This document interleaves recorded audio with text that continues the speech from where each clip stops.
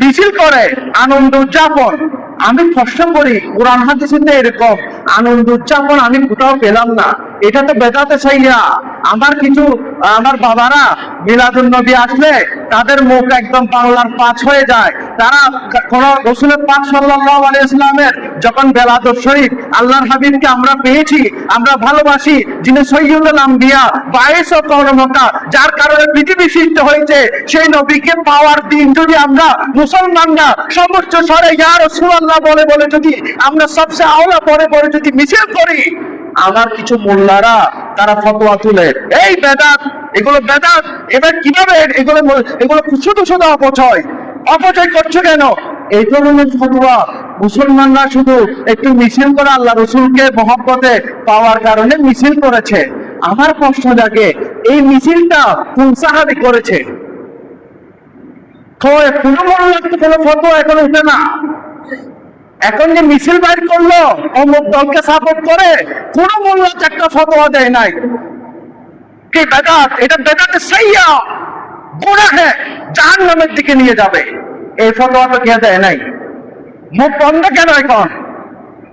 যেটা সওয়াবের কাজ সেখানে বেদাতের ঘাটতি নিয়ে বসে থাকে। এই খেলাকে কেন্দ্র করে এখন অনেকে ফাতিহা দেয় বিরিয়ানির আয়োজন। ওমা বেদাত নয়।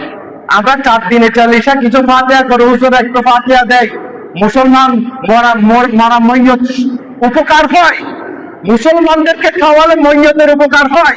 অন্তর দোয়া পড়ে, এগুলো শরীয়ত সম্মত মুস্তাহাব কাজ, ওয়াজিব নয়। যে ফাতিহা করা হয়, মাছ ফাতিহা করে 40 করে, এগুলো মুস্তাহাব কাজ, করলে কি হয় ফায়দা। কারণ সহিহ হাদিসে এসেছে, আল্লাহর হাবিব সাল্লাল্লাহু আলাইহি ওয়াসাল্লামকে আরজ করলো, আইয়ুল ইসলামি খায়র, ইসলামের মধ্যে কোন জিনিস উত্তম?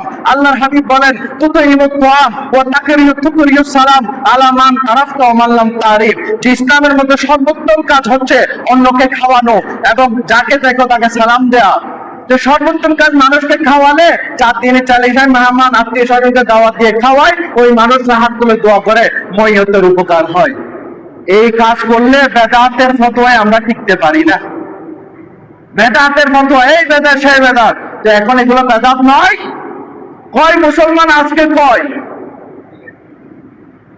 এটা বড় পরীক্ষার বিষয়।